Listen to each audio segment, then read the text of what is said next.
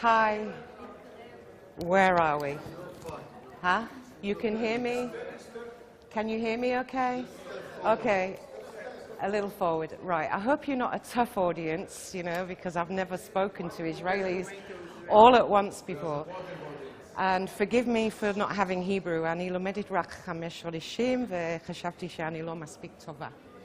Okay. Why am I here? I am in Israel for the fathers, really, and mothers and children. I've been to the United Nations 3 times at the request of Israelis, okay, who want to speak out and tell the world that their human rights are being abused. I know this is kind of against what you've just been told, but if I shoot you, okay, it's that quick. But if you shoot you, what did it take for you to shoot you?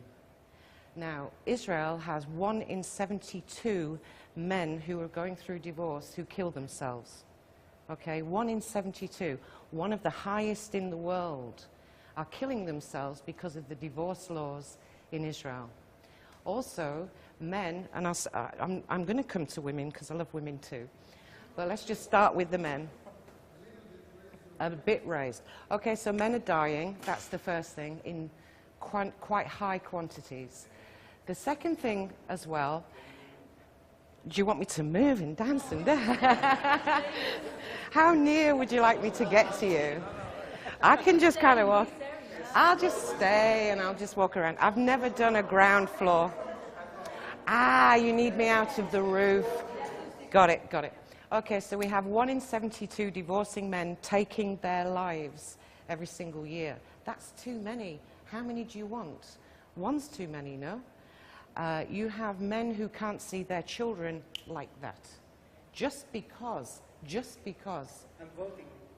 Okay, so when a man suddenly is not a father on the first day of his separation, he goes to a Merkas Kesher.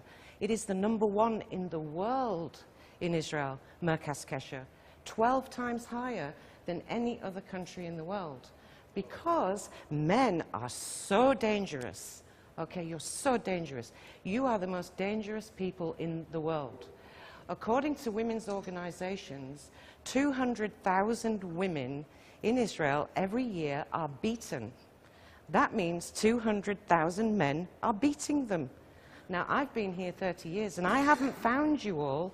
I think most men are not battering women, okay? You don't beat them. But it's easy for a woman to say, I'm beaten, I'm scared, he's violent, and the judge will believe the woman. I've been in court all afternoon today with a man whose child has gone like that. The woman is in a battered shelter. She has no violence. She is admitted 3 times to the judge. He's not violent, not to me, not to the child, but she needs a bit of money, and she needs a free house, and she needs a free lawyer, and the law allows that. So when I count the thousands of men that have died, including my own husband who nearly did die in this country, and is a vegetable, then it's too many. How many is the numbers? The numbers of men that we know that are dying is at the rate of 200 to 300 a year. It's raising to... Out of the 500, we know that 200 children, again unofficially, are taking their lives every year because they're not with their parents. Okay, now Israel's a family. It's a family country. The Jews, it's about family. So what's going on? That it's such a secret not to tell anyone that it's better to have a man kill himself than be scared an Arab will kill him? I don't get the logic. Sorry, we was talking about logic. I don't get it. Why would you allow your own people to die to keep secrets? So I don't keep the secrets. I go outside and I tell the United Nations every single time. Every single time. I have 300 videos this year of men and women and children who are begging for international help. Begging. This is a country that kept quiet. Now there's queues of people begging to say, tell it in English, tell it in English. I can't live like this. And you can't live like this because it's not real. It's not real, okay? Now last year, this year, Yossi Silman of the Revacha, The chief executive of your Revacha, our Revacha, said on TV, we have to steal 10,000 children a year to make the numbers. But I only made 8,000, so I have no job. Chaim Katz said on TV, children are a business. Yes, we make 17,000 shekel per month for every child we steal from you and put into a private American institution. And Chaim Katz said, maybe we'll take it to 12,000 shekel, not kids. Now, why do 10,000 children not live at home? What's wrong with the parents? I'm in houses where one child is taken, one child is left. 2 boys are taken, 2 girls are left. It's not all the kids, it's just 1 or 2 to keep people behaving, to keep them behaving. And those in your community in Israel who I know, who are my friends, who speak out, and I'll name Laurie Shem Tov, who's currently been in jail for saving a man by writing about him. She writes about mothers. She supports a website called Mothers Cry. Her children were taken from her 9 years ago. She did not cooperate with social services. She went to the Supreme Court. They fined her 20,000 shekel for her chutzpah, and she has no children. She fights for the mothers. She's in jail. She will go to jail again. Rafi Rotem, who fights against the judges, the corruption in Israel that allow this to happen, last week was made into a criminal. A criminal. And what did the judge say? The truth is not a defense. That's the judges. The truth is not a defense. Kol hakavod. It's a joke. Now, why is everyone sitting quiet and talking about right wing and left wing and this and that and the other, when your families are dying in here? Your children are dying, your fathers are dying, your mothers are dying, and they haven't got anywhere to go. They've got no one to tell. So guess what? The lucky girl here, they tell me. And I took it on myself to go and tell everybody else. Now, that doesn't make me a very popular person sometimes, because Palestinians read it and anti-Semitic people read it. Oh my God, the whole world, all these 8 billion people read it. And they help. They help. I've had no help from Jews in America, no help from Jews in England, no help from Jews in Europe. None. They try to close me, they try to shut me up, and they tell me, don't talk. Now, my answer is, if people are dying, do you really want to keep it a secret so that you have a good image? Is the image so important that you'll let people die here? Really?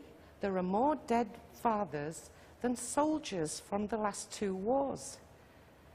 And yet 1 soldier dies and there's a funeral, and 300 men died in the last 9-10 months, and you don't hear a word.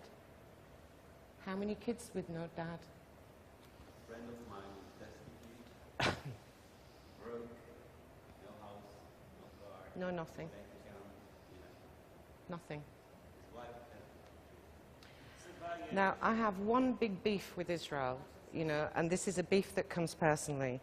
There is something you have in Israel that's unique in the whole world, and that is your tzav yikuv, yikuv yitzia. You know, no exit. Only you. Only Israel do this. Only Israel. And they do it on future guarantee. We talk. We'll talk. They make you pay ahead. Now, my husband, who I used to have a husband once who was a great guy, his ex, who can just say what she wanted, the court ordered 36 years worth of child support for an 8-year-old. 600,000 shekels cash down. Who can afford it? So he decided he didn't really like living here, or living, and he tried to end his life, and that's what set me on this path. I wrote the book which you have in Hebrew, somebody translated for me here. I wrote it in English, and it did become a bestseller. But there is an assessment that 1.2 million Israelis are trapped in Israel from the Otzala poll. 1.2 million. It's also estimated that maybe 300 to 400 foreign nationals, not Israelis, foreign nationals, are walking the streets, the beaches, and starving in this country because they came and got tricked and trapped, and they can't get out. And I've met lots of them. And we in our civil society, who there is the founder, do everything we can to help foreign nationals leave, to fight against the system, because why should a Spanish restaurant owner come here and spend 400 days on a beach? Why should an American young Navy SEAL spend 2 hours living in McDonald's in Jerusalem? Why should a Canadian pregnant woman be made to have an assessment because she chose to not be here? Why are people who are making Aliyah that I meet, Orthodox Jews, not allowed to make Aliyah? Because they're not quite Jewish enough, says Miss Radapanim. And starving and begging. And I wrote a story about a South African only two weeks ago who is stealing and begging for food because he's trapped here for 5 years because of the Otsala poll.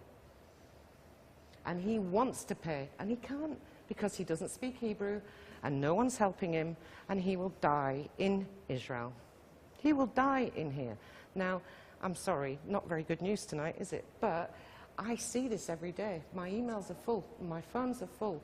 I am almost in trauma myself from the constant videos and phone calls from mums, children being raped in institutions who I know those children, you know, children locked in emergency centres for years, not months, who are escaping, who've been beaten. Please, you've got to do something. I can't do this on my own. You know, I lost my home, my pension, my work, my job. I'm couch surfing in Israel with no money whatsoever. I gave every shekel I had to come and help. And I can't do it on my own anymore. I need some support, you know, because they're your people. It's everybody's people. Time's up. Thank you. Over. I just want to say... Sorry about that. A little impassioned there, wasn't I? I feel strongly about it. Use us. We can help. We'll use our network. Okay. And we'll learn the subject. I didn't get started, really. And obviously we've got people here